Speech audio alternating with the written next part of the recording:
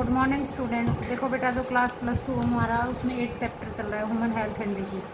देखो हमने पहले डिजीज़ के बारे में कुछ डिस्कस किया, हेल्थ की डेफिनेशन की, ठीक है। उसके बाद नेक्स्ट आएगा हमारा टाइप ऑफ एक्वायर्ड डिजीज़। देखो दो तरह की डिजीज़ होती हैं एक्वायर्ड डिजीज़। एक कम्युनिकेबल डिजीज़ जिसको इन्फेक्शनल डिजीज़ बोलेंगे, एक नॉन कम्युनिकेबल है। देखो इन्फेक्शनल जैसे नाम इंडिकेट कर रहा है कि कोई भी डिजीज़ किसी एक इन्फेक्टेड पर्सन से, ठीक है, जैसे मतलब कोई वाटर अगर इन्फेक्टेड है, एयर है, फूड है, उसके थ्रू वो क्या होगी, इन्फेक्शन फैलेगी। इसके अंदर कोई भी पैथोजन हो सकता है, कोई बायोलॉजिकल एजेंट हो सकता है, मान लो कोई वायरस हो सकता है, कोई बैक्टीरिया, कोई प्रोटोजोआ और एलिमेंट्स, ठीक है। जैसे जो नॉन आती है, सेकंड आती है हमारी नॉन कम्युनिकेबल और नॉन इन्फेक्शनल डिजीज़। ये जो डिजीज़ होती है ये एक पर्सन से दूसरे पर्सन में डायरेक्ट सेपरेटेड नहीं होती, ठीक है। ये किसी भी रीज़न की वजह से हो सकती है बॉडी के अंदर, डिफरेंट रीज़न। सबसे पहले आता है डिजनरेटिव। डिजनरेटिव का मतलब होता है कि बॉडी के अंदर अगर कोई भी ऑर्गन है अफेक्ट हुआ है, जैसे किडनी होगी, हार्ट हो गए, ठीक है, तो उस वजह से खून के अंदर कोई इन्फेक्शन होती है, तो वो इन्फेक्शन जो होती है वो डायरेक्ट किसी भी पर्सन दूसरे पर्सन के अंदर डायरेक्ट इन्फेक्ट नहीं करती। Next deficiency. अब डेफिशिएंसी में मान लो कोई हार्मोन से रिलेटेड डिजीज आ गई, कोई विटामिन के रिलेटेड, कोई मिनरल से, ठीक है। नेक्स्ट आता है इसमें एलर्जीज़। एलर्जीज़ के अंदर मान लो कोई हाइपर सेंसिटिविटी स्किन है, जैसे कोई पोलन ग्रेन्स है, ठीक है, तो उस वजह से भी क्या होता है बॉडी के अंदर क्या होती है, एलर्जी। ये नॉन कम्युनिकेबल डिजीज़। नेक्स्ट आता है कैंसर। कैंसर होती है unlimited growth of tissue of cell. Body के कोई पार्ट के अंदर अगर अनलिमिटेड ग्रोथ होना स्टार्ट हो जाए तो वो एक क्या होती है, कैंसर का रूप में। दूसरी अलग अलग डिजीज़ हो सकती हैं वो फिजिकल एजेंट से, हीट से, कोल्ड से, रेडिएशन से, लेज़र से, साउंड से। मैकेनिकल के अंदर मान लो किसी तरह का कोई फ्रैक्चर हो गया, ठीक है, और किसी तरह का डिसलोकेशन हो गया, यानी कि हार्डियो के अंदर किसी तरह की कोई गैप आ गया, ठीक है, तो ये सारे की सारी डिजीज़ होती है, ये सारी नॉन कम्युनिकेबल डिजीज़ होती है, नॉन इन्फेक्शनल डिजीज़ होती है। नेक्स्ट आता है इसका रीज़न क्या है, टाइप ऑफ एजेंट। देखो डिफरेंट टाइप के एजेंट की बात कर सकते हैं। सबसे पहले बायोलॉजिकल एजेंट। बायोलॉजिकल एजेंट में क्या होता है कि कोई भी पैथोजन, कोई भी वायरस, कोई भी बैक्टीरिया, कोई भी वॉर्म्स, कोई भी इंसेक्ट जो होता है वो क्या करेगा, डिजीज़ क्लोज कर सकते हैं। नेक्स्ट आता है न्यूट्रिएंटिव। न्यूट्रिएंटिव में जैसे मिनरल्स, कार्बोहाइड्रेट, प्रोटीन की कमी की वजह से, विटामिन की कमी की वजह से, ठीक है, कार्बोहाइड्रेट की कमी की वजह से। नेक्स्ट आता है केमिकल एजेंट। केमिकल में यूरिया और यूरिक एसिड बॉडी के अंदर कई बार बढ़ जाते हैं, ठीक है। एटमॉस्फेयर, पोलन ग्रेन्स की बात कर सकते हैं, जैसे एलर्जी होगी, एटमॉस्फेयर के अंदर जो पोलन ग्रेन्स होते हैं। स्पोर्ट्स की बात कर सकते हैं। फिजिकल एजेंट्स में कोई होल, कोल्ड, ह्यूमिडिटी, इलेक्ट्रिसिटी की वजह से। मैकेनिकल के अंदर फोर्स, जैसे इंजरी हो गई, फ्रैक्चर हो गया, स्पाइंस, ठीक है, डिसलोकेशन। तो ये कौन से, ये सारे के सारे टाइप ऑफ डिजीज एजेंट के जिनके थ्रू डिजीज़ फैलती है। What are pathogen. अब पैथोजन क्या चीज़ होती है, कहते हैं pathogen are the living organism. कोई भी बैक्टीरिया, वायरस, प्रोटोजोआ हो सकता है। अब ये पैथोजन क्या होते हैं, किसी लिविंग होस्ट के ऊपर बॉडी पे रह के पैरासाइट का भी काम करते हैं, ठीक है। पैथोजन बॉडी में डायरेक्ट भी मतलब डायरेक्ट या फिर किसी और वो क्या करेंगे, वहाँ पे इंटरफेरेंस करेंगे और नॉर्मल जो एक्टिविटीज़ है उसको वो क्या करेंगे, धीरे धीरे डैमेज करना स्टार्ट करेंगे। अब कुछ पैथोजन ऐसे होते हैं जो हमारी अडप्ट टू लाइफ। अब जैसे कुछ पैथोजन हमारी बॉडी में एंड गट के थ्रू, स्टमक के अंदर लो जिसमें पीएच होती है, तो वो क्या करेंगे, डाइजेस्टिव सिस्टम में हेल्प भी करते हैं। जैसे इकोलाई बैक्टीरिया हमारी बॉडी में रहता है तो वो हमारी बॉडी में क्या करेगा, हेल्प करेगा। नेक्स्ट इसके अंदर थोड़ा सा फादर ऑफ बैक्टीरियोलॉजिस्ट दे रखा है, रॉबर्ट कोच जो साइंटिस्ट थे, उन्होंने सबसे पहले पैथोजन के बारे में बताया था कि पैथोजन किस तरह से बॉडी में डिजीज़ करता है। तो उन्होंने क्या किया था, एंथ्रेक्स ऑफ सीप। सीप के अंदर एंथ्रेक्स एक तरह की बीमारी होती है जो सीप के अंदर होती है, वो बैक्टीरिया के इन्फेक्शन की वजह से होती है, बेसिलस एंथ्रोसिस, ठीक है। उसके बाद ये ग्रेजिंग एनिमल के अंदर उन्होंने देखा था सबसे पहले। उसके बाद नेक्स्ट आता है कि ट्रांसमिशन ऑफ डिजीज़। अभी डिजीज़ जो होती है वो किस तरह से ट्रांसमिट होती है, यानी कि एक पर्सन से दूसरे पर्सन में, या कोई ना कोई मीडियम चाहिए किसी भी डिजीज़ को बॉडी में जाने के लिए। तो ये जो मीडियम होता है उसको हम रिजर्व बोलेंगे और इन्फेक्शनल, ठीक है।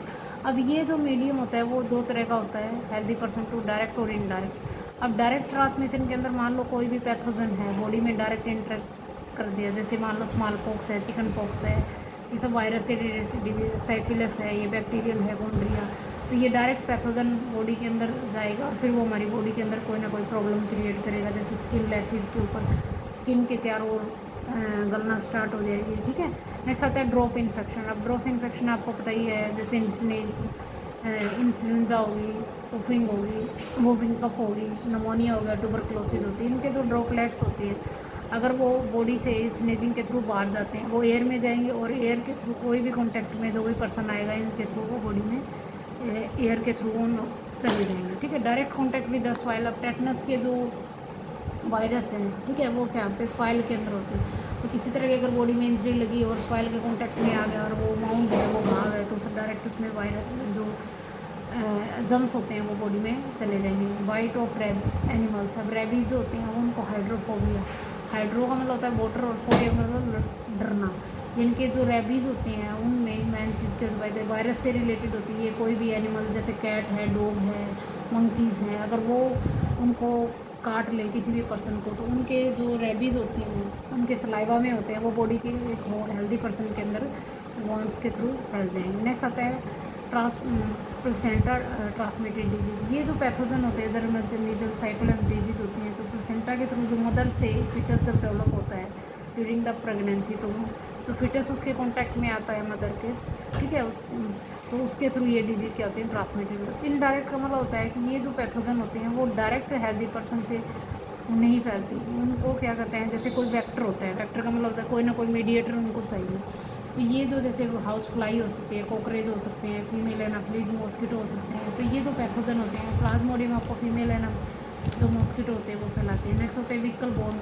व्हीकल बोर्न में पैथोजन कोई फूड भी, वाटर भी, आइस भी, ब्लड भी, ये सब क्या कोई ना कोई डिजीज़ हमारी बॉडी में इनसे रिलेटेड, जैसे वाटर से कॉलरा, हेजा हो जाता है, डायस्ट्री हो सकती है। ठीक है, एयर बोर्न, एयर के अंदर भी डस्ट एरोसोल होते हैं, तो उसमें काफ़ी सारे ऐसे स्पोर्स होते हैं जो कि इन्फेक्शन कॉज करते हैं। नेक्स्ट बोर्न डिजीज़, जैसे मान लो कोई भी आर्टिकल्स, ठीक है, डायरेक्ट कॉन्टैक्ट में आता है, टॉयज, क्रॉकरीज, ठीक है, हैंड, सर्जिकल इंस्ट्रूमेंट, सीरीज, तो इनके थ्रू भी ये क्या होते हैं डिजीज़। अनक्लीन हैंड, फिंगर्स, अगर हमारी बॉडी पूरी तरह से हाइजीनिक नहीं, हम उनको साफ़ सुथरा नहीं रखेंगे, ठीक है, तो उनमें कई बार डाइजेस्टिव और रेस्पिरेटरी डिजीज़ क्या होते हैं बॉडी में क्योज करती है। नेक्स्ट आता है कम्युनिकेबल डिजीज़।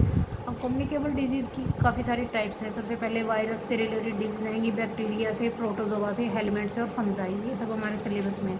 सबसे पहले अगर हम बैक्टीरिया की डिजीज़ की बात कर सकते हैं तो सबसे पहले जैसे इन्फ्लुएंजा आएगा, कॉमन कोल्ड आएगा, AIDS, mumps, chicken pox, small pox, ठीक है। तो इसके अंदर ये पूरी की पूरी एक टेबल ही बनी हुई है जो वायरस से रिलेटेड डिजीज़ है, ठीक है। अब इसमें देखो सबसे पहले हम टेबल ही कर लेते हैं एक बार। सबसे पहले आएगा एक स्वाइन फ्लू, इन्फ्लुएंजा या स्वाइन फ्लू, ठीक है। स्वाइन फ्लू इसका जो वायरस है H1 और N1 इसका वायरस है, यानी कि ये वायरस के थ्रू फैलने वाली एक डिजीज़ होती है। मोड ऑफ इन्फेक्शन किस तरह से, तो ड्रॉपलेट्स के थ्रू, कफिंग, स्नेजिंग, ठीक है। अगर मान लो मदर प्रेग्नेंट है तो उस चिल्ड्रन में इन्फेक्शन जाएगी। सिम्टम्स क्या क्या होते हैं, बहुत ज़्यादा फीवर आएगा, रनिंग नोज हो जाएगा, थ्रोट हो जाएगा, हेडेक आएगी, ठीक है, फैटिक आएगा, डायरिया, वोमिटिंग। अब इसके लिए टेमोफ्लिंग्स, कुछ सिरप, रेजिनेंट्स, और इसका जो इंक्यूबेशन पीरियड होता है वो 1 से लेकर 7 डेज़ का होता है। नेक्स्ट आता है एड्स। एड्स की तो पूरी डिटेल में पीछे आएगी। वैसे देखो इसमें एक्वायर्ड इम्यूनोडेफिशिएंसी सिंड्रोम, एक्वायर्ड का मतलब होता है कि जो इम्यूनिटी हम आफ्टर बर्थ लेते हैं वो इस डेफिशिएंसी उसको खत्म मतलब धीरे धीरे कम कर देती है, एक तरह से उसमें डेफिशिएंसी आ जाती है, तो काफ़ी सारी डिजीज़ इसके अंदर हमारी बॉडी में लग जाती है। रिट्रो वायरस, ये इसका वायरस है HIV, ह्यूमन इम्यूनो वायरस, ठीक है। किस तरह से फैलेगा, डायरेक्ट सेक्सुअल कॉन्टैक्ट के थ्रू फैल सकता है, ठीक है। इन्फेक्टेड मदर है तो उसके बच्चे में जा सकता है, सीरिंज का यूज़ करके, जो बार्बर होते हैं उनका जो जो रेज़र होती है, ठीक है, वो अगर एक से ज़्यादा पर्सन में यूज़ करे और कोई इन्फेक्टेड पर्सन है उसके अगर ब्लड का एक पॉइंट बेस पे लगेगा तो वो इसमें फैलेगा। अब इसमें क्या होता है, हमारी बॉडी के अंदर जो प्लेटलेट्स होते हैं वो डिक्रीज़ हो जाते हैं, बॉडी की इम्यूनिटी पावर ख़त्म हो जाती है, बॉडी का वेट लॉस हो जाता है, कफ और टाइफाइड जैसे नॉर्मल काफ़ी सारी बॉडी के अंदर प्रॉब्लम क्रिएट होती है। इसका इंक्यूबेशन 3 से लेके 12 ईयर का ही हो सकता है, ठीक है। इससे बचाव के लिए प्रॉपर डिस्पोजल, जो भी सीरीज है, ठीक है, उनको ब्लेड है उनको प्रॉपर डिस्पोज करके avoid sexual contact with another person. Next आता है मम्स।